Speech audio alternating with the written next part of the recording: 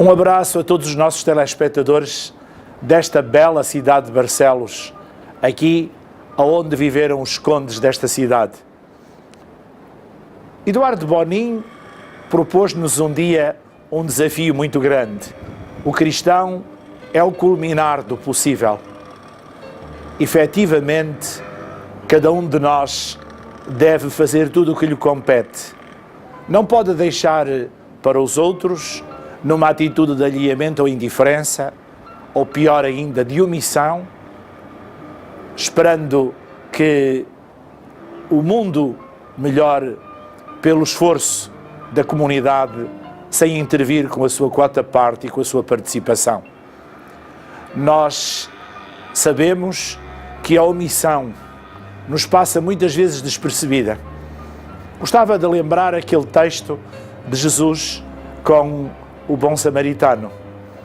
Ele disse-nos que foi ele que reconheceu o seu próximo, porque parou, foi capaz de ajudar, ligando as feridas, pondo aquele homem sofrido na sua montada, levando-o para a estalagem e pagando do seu bolso aquilo que era necessário para a sua recuperação.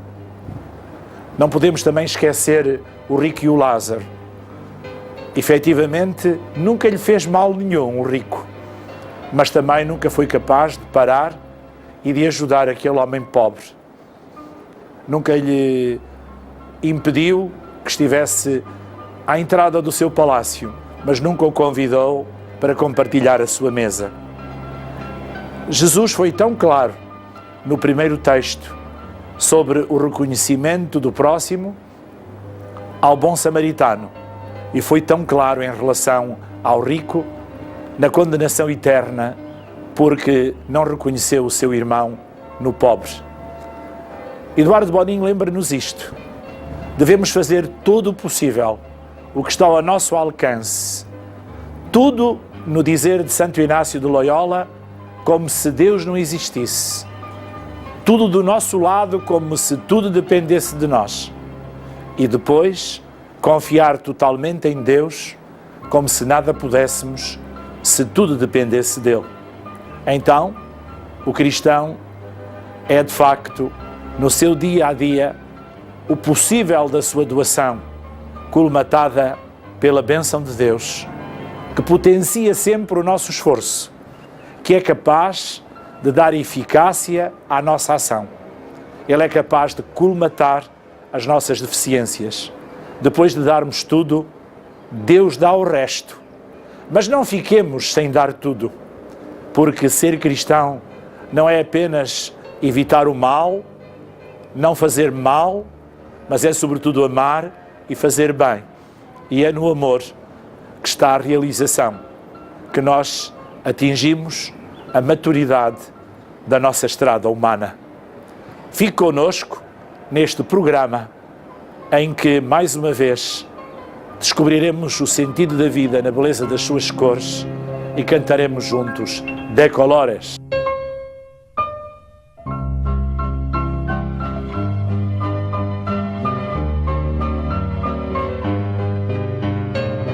É com esta saudação de Colores que nós mais uma vez aqui nos reunimos nesta Canção Nova Comunicação para continuarmos a viver este espírito de quem vive na graça de Deus, quem um dia encontrou o Senhor na sua vida e quem o encontrou de modo particular por meio de um cursilho de cristandade. Continuamos a olhar para o nosso Ideias Fundamentais na sua terceira versão e no seu caminhar encontramos-nos neste momento com a mentalidade do MCC.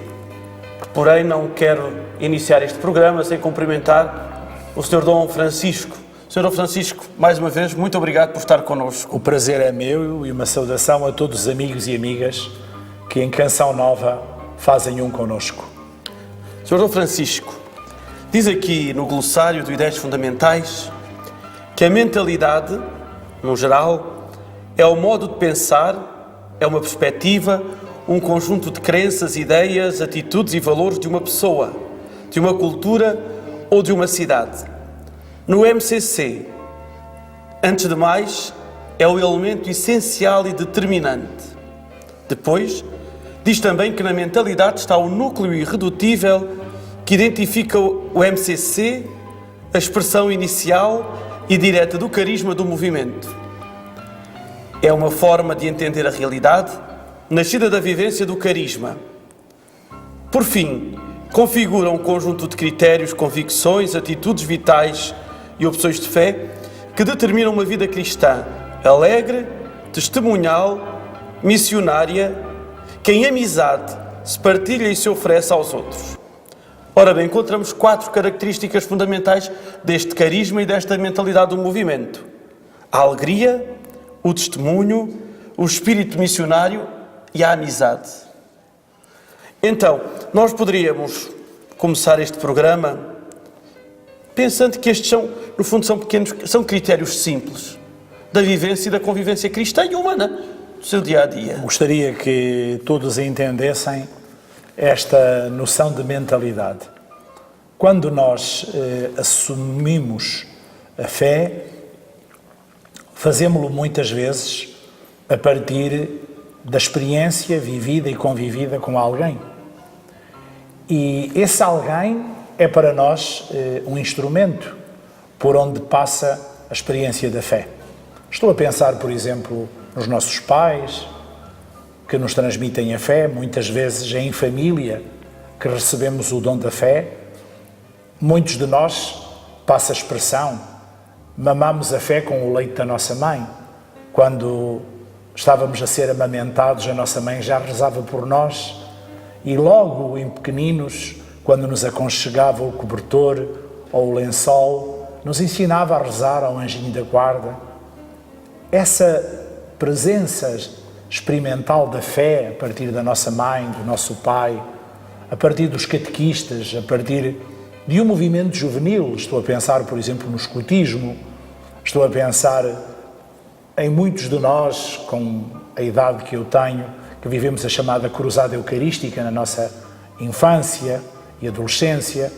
Estou a pensar em movimentos dedicados às crianças, em que se faz um percurso e um caminho, por exemplo, com a mensagem de Fátima, o movimento da mensagem de Fátima, para as crianças nas adorações eucarísticas, à maneira dos pastorinhos. Nós vamos adquirindo uma mentalidade, de tal modo que essa mentalidade se manifesta na nossa atitude de viver a fé. Por exemplo, quando nós conversamos com uma pessoa que fez o caminho no renovamento carismático, ela tem uma expressão de fé que nós a identificamos com o renovamento carismático. Quando encontramos uma pessoa que viveu durante muito tempo e assimilou a experiência da fé numa comunidade neocatecumenal, nós distinguimos imediatamente pela linguagem, pelo modo de orar, pelos cânticos, que aquela pessoa está ligada a esse dinamismo de fé que é o caminho neocatecumenal.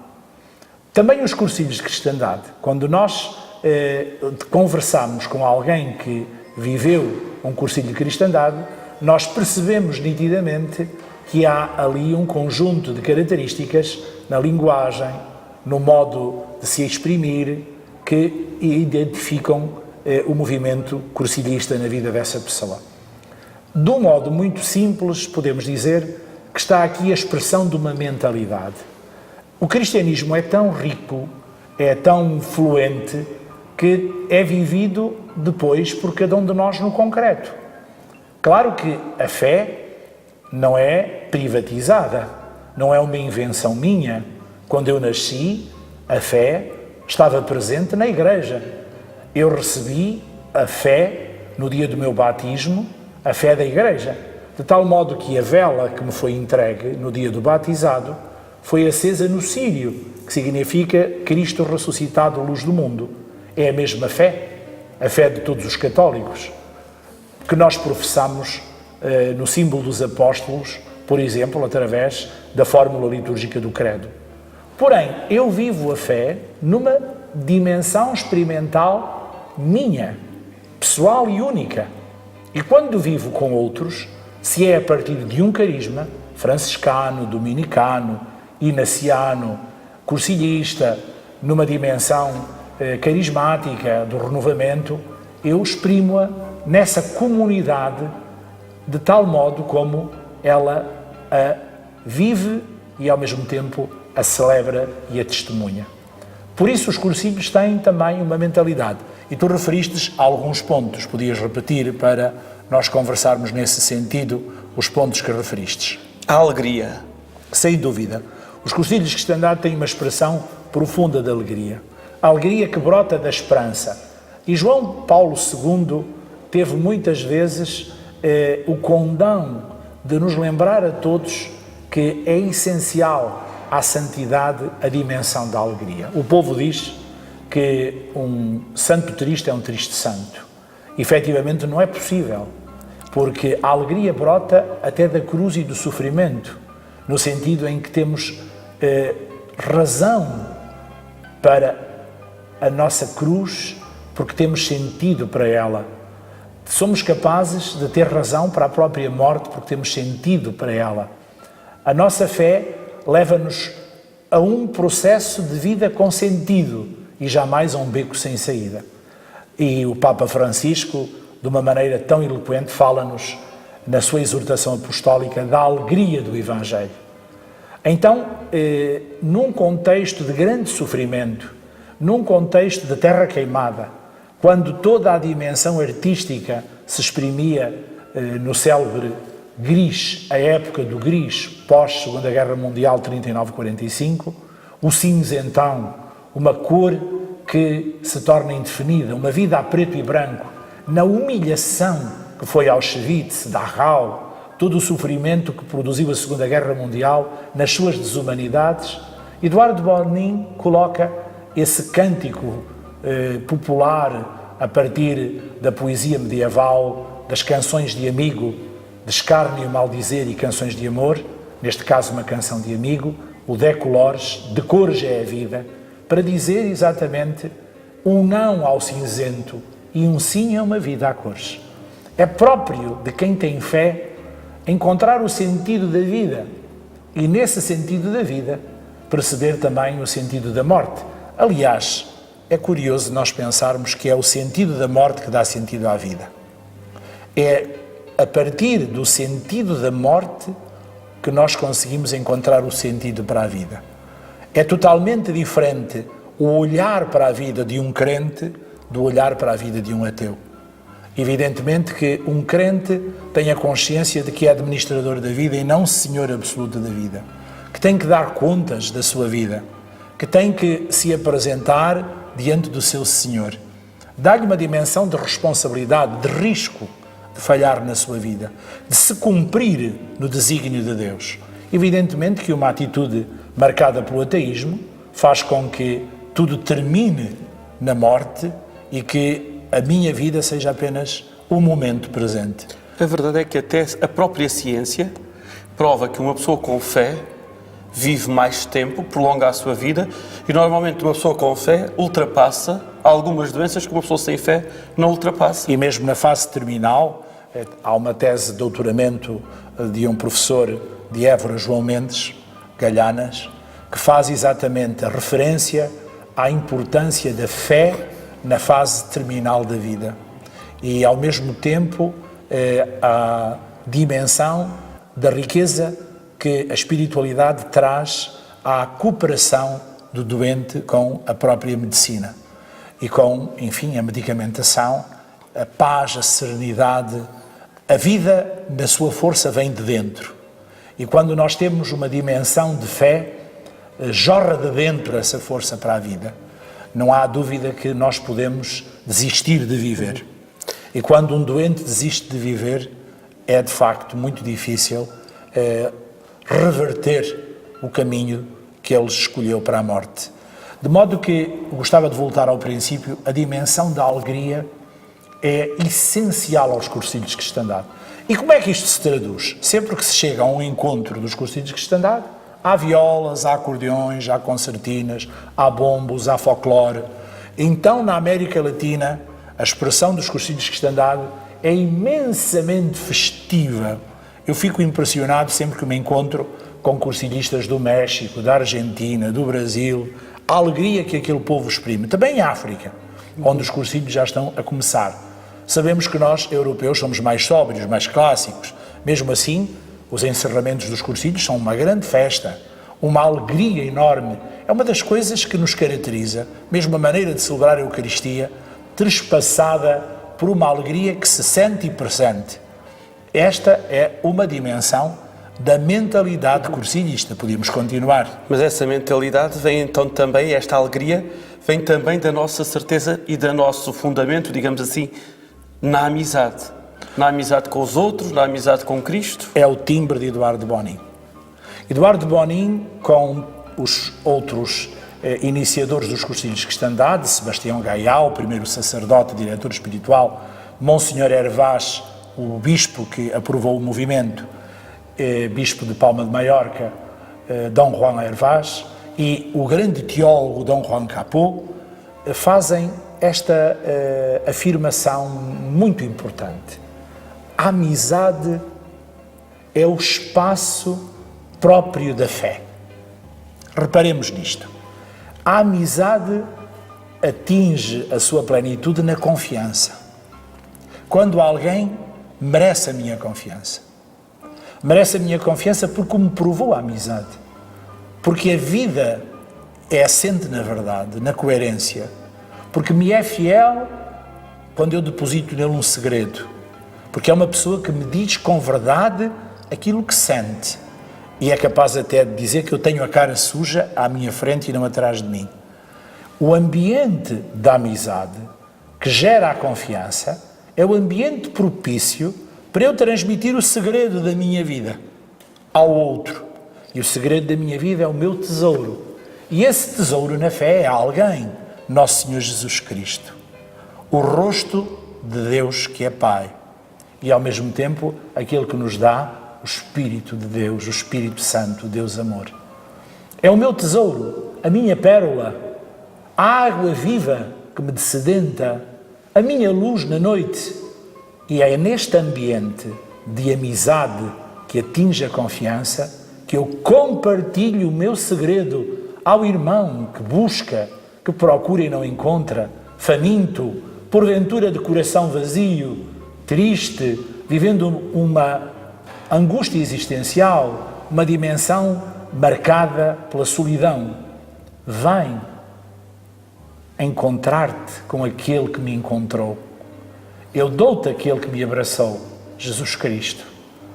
Não é um proselitismo, uma espécie de militância para fazer estatística, angariar sócios e fiéis para alargar o exército e termos mais poder.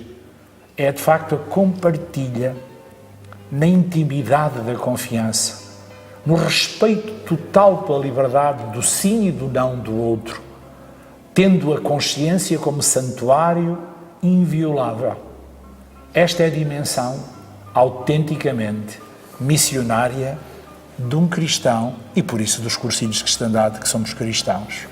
Mas apontaste mais aspectos, se quiseres. O testemunho. Fala a alegria, o testemunho, a missionariedade e a amizade. Sem dúvida, porque compreendemos que o testemunho de vida é a coerência.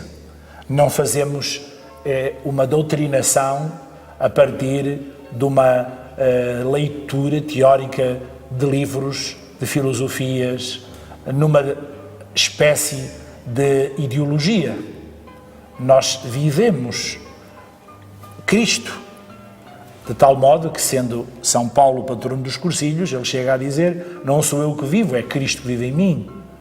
Tudo posso naquele que me conforta. É esta intimidade, com um Cristo que se deixa alcançar, com um Cristo que me mostra as suas mãos furadas pelos pregos, pelos cravos da cruz, o seu lado aberto, os pés rútulos pelos caminhos da Palestina, onde procurou a ovelha perdida, e depois agarrados à cruz pelos cravos. É esse Cristo que se faz meu conterrâneo e meu contemporâneo, com quem é possível eu ter uma relação humana de profunda amizade, que me liberta, que me salva da minha angústia, da minha escuridão, de uma vida sem sentido. É esse Cristo que eu testemunho.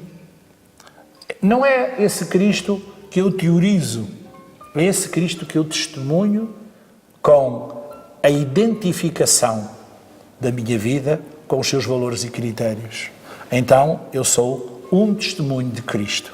Não um pregador teórico, uma pessoa cheia de retórica, com capacidades, enfim, sofísticas e ao mesmo tempo gnósticas, com sabedorias esotéricas, com coisas absolutamente marcadas pela imaginação e ao mesmo tempo pela argúcia e podíamos dizer até pelo maquiavélico, mas com a simplicidade da vida, dia a dia, naquilo que é a humanização, a valorização absoluta do outro, o respeito pela liberdade do outro, a dimensão gratuita do serviço, o voluntariado, um estar como Cristo ao serviço, querendo o bem do outro pelo outro, não para o conquistar, para o caçar, para o angariar, mas porque ele merece o meu melhor.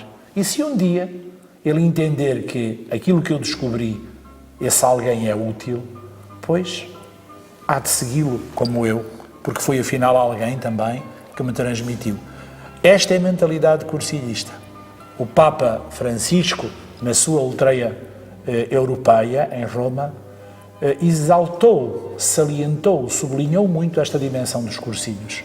Vós não fazeis proselitismo, vós não impingis, vós não andais de porta em porta a vender uma teoria. Vós, pela amizade, na confiança, fazeis a proposta e, pela vossa alegria, testemunhais a eficácia dessa proposta na vossa vida e a vossa coerência convence. Penso que esta exposição do discurso do Papa Francisco em Roma é muito elucidativa para este tema da mentalidade que acabas de referir. E é interessante porque a partir daquilo tudo que o Sr. Dom Francisco acabou de dizer, é muito mais fácil nós entendermos aquilo que diz aqui nas características essenciais da mentalidade do MCC. Quando diz, em primeiro lugar, que Deus é um Deus que é Pai, Filho e Espírito Santo, fonte da vida para todas as pessoas.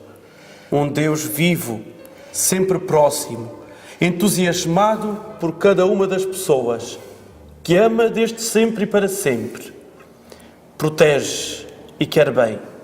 Definitivamente, um Deus que em Cristo ama a cada um de uma maneira única e irrepetível. A chave da grande descoberta. Eduardo Bonin transmite com muita beleza o amor de Deus, do Papá do céu, a ternura deste Deus que é tão próximo, que nos trata com carinho e mesmo, muitas vezes, sendo capaz de nos acariciar. Eduardo Bonin faz essa experiência a partir do sofrimento do homem, de um homem esmagado pelas duas guerras que marcaram muito a vida de Eduardo Bonin. A guerra, como sabemos, civil de Espanha, 36-39, e a Segunda Guerra Mundial, 39-45. Ele viu os cursos de cristandade, sonhou os cursos de cristandade como a ternura de Deus para este mundo sofrido. E por isso, o encontro com Cristo é um encontro com o Pai, porque Cristo nos mostra o amor do Pai. O crucificado diz-nos até onde chega o amor do Pai. Dá-nos tudo, o seu Filho único. Aquilo que mais admirei nos meus encontros pessoais com Eduardo Bonin era a sua familiaridade com Cristo. Ele era um amigo íntimo de Jesus. Parece que ele tomava o pequeno almoço com Jesus, que ele tinha estado a tomar o café com Jesus. Ele compartilhava a vida com Jesus. Um Deus preocupado conosco. Um dos seus pormenores na vida de Eduardo Bonin é a palavra detalhe. Ele dizia muitas vezes que o amor se manifesta nos pormenores. Por exemplo, no Jardim da Ressurreição, no Horto, quando ele aparece a Madalena e no meio daquele sofrimento, Madalena diz-lhe: pensando que é o hortelão, se levaste o meu Senhor, diz-me onde o pusestes. E Jesus diz-lhe, Maria. E ela percebeu que era o Senhor pelo timbre, pela maneira como Jesus disse a palavra Maria. É este pormenor, este detalhe. O pormenor de saber o que eu gosto, de vir ao encontro da maneira como eu aprecio um prato confeccionado segundo uma perspectiva culinária. O que é que eu gosto de facto como sobremesa? O que é que eu aprecio como licor? E este detalhe é a prova de que o outro me conhece até ao íntimo. Só conhece os detalhes da minha vida quem me conhece muito bem. Quem sabe que aftershave, passa a expressão estrangeira, eu uso. Quem sabe onde eu gosto de passar um pôr de sol. Só uma pessoa muito minha amiga conhece os meus gostos musicais, conhece a minha aptidão para um determinado mundo estético, porque sou capaz de apreciar mais uma expressão cinematográfica que outra. E com que detalhe me amastes? É o cântico preferido que se cantava sempre Eduardo Bonin, porque ele dizia que Deus o amava com detalhe, mostrando-lhe que era ele, que estava ali, vivo, nos pormenores. Só eu te conheço. És tu, Senhor. És tu que estás aqui neste gesto, nesta graça, nesta bênção. Não é coincidência, porque só tu me conheces. Só tu sabes como eu sou por dentro. O pormenor do teu detalhe te revela, te dá a conhecer. Não é possível disfarçar que não és tu, porque ninguém me conhece senão tu. E é com este Deus do detalhe que Eduardo Bonin descreve o amor do Pai.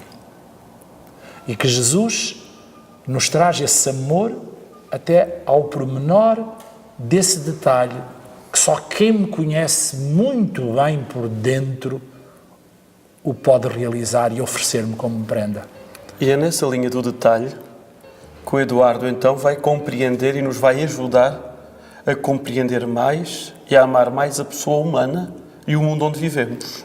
Já falámos na amizade e depois o Eduardo tem uma expressão muito forte. Nós não vivemos para o templo, nós vivemos do templo para vivermos depois ao serviço da humanidade. Do templo para o mundo. Ser do mundo sem ser mundanos, sem pertencermos ao mundo imundo. Podíamos dizer de outra maneira, ser deste tempo sem ser deste mundo. Trazermos a este tempo o tempo de Deus. Sabemos que Deus tem um tempo, que é o tempo do encontro com a humanidade. Nós só temos uma palavra para dizer tempo, não é? Os gregos tinham cronos para o tempo do relógio, cronologia. Tinham metereos para o tempo que faz, da meteorologia. Tinham também uma palavra para o tempo de Deus, a hora de Deus, a hora da graça, quando Deus se manifesta, o kairos. Eduardo Bonin tinha muito este sentido que nós tínhamos que ser o kairos no cronos, ou seja, neste tempo temos que ser o tempo de Deus, ser do mundo sem ser do mundo imundo, estarmos no tempo com o tempo de Deus, ou seja, cada um de nós tem que ser lugar de encontro com Deus. Ele está vivo em nós, quem se encontra connosco encontra-se com Ele. Somos lugar de encontro com Deus. É a teologia de Paulo de Tarso, tão presente nos cursilhos, sobretudo dos rolhos místicos, escritos e preparados por Juan Caput, a teologia da graça. Diz exatamente a teologia da graça. Não sou eu que vivo, é Cristo que vive em mim. Então, Ele alcançou-me, Ele agarrou-me na estrada de Damasco, na minha conversão. Agora é importante que Ele, através de mim, agarre os outros, através do encontro com Ele em mim. Esta riqueza é enorme. Eduardo Bonin é, de facto, um homem de muita oração, porque só numa profundidade de oração se chega a esta conclusão. É nos detalhes que eu te conheço. O Sr. Dom Francisco deixou-nos muito e muito para pensar. Com certeza cada um de vós que nesta hora assistiu a este programa de Ecolouras não vos fica indiferente. Deus no meio do mundo e nós, presença de Deus no meio do mundo. Se calhar é também para nós um exame de consciência até que ponto é que não somos cristãos mundanos no meio do mundo, não é? Talvez ajudar-nos a pensar e, quem sabe, mudar, corrigir aquilo que precisamos e melhorar muito os passos já dados. Sr. Dom Francisco, obrigado por este tempo que nos dispensou, que, de facto, cada um de nós aprenda e viva, de facto, esta mentalidade do Eduardo, esta mentalidade do movimento dos cursilhos de cristandade.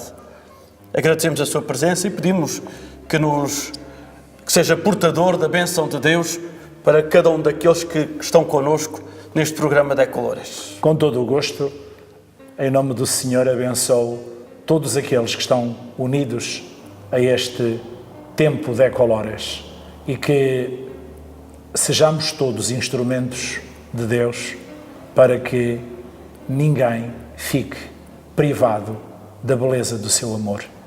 O Senhor esteja convosco. Ele está no meio de nós. Abençoe-vos o Deus Todo-Poderoso, Pai, Filho e Espírito Santo. Amém. Decolouras.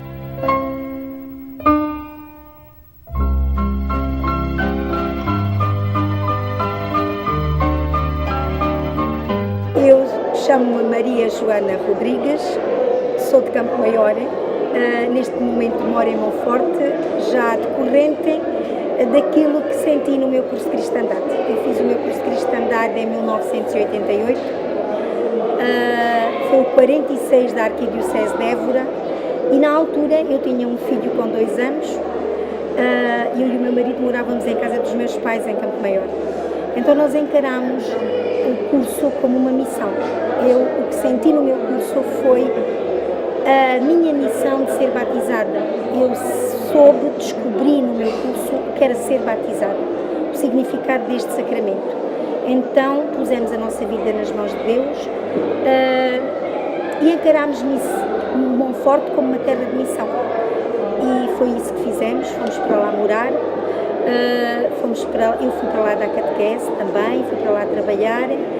E é o que eu tenho feito até hoje, é pedir a Deus na minha oração da manhã que me ajude a ser instrumento da sua paz no meu local de trabalho, na minha família, nos meus amigos, que me ajude a ser sua testemunha da sua ressurreição.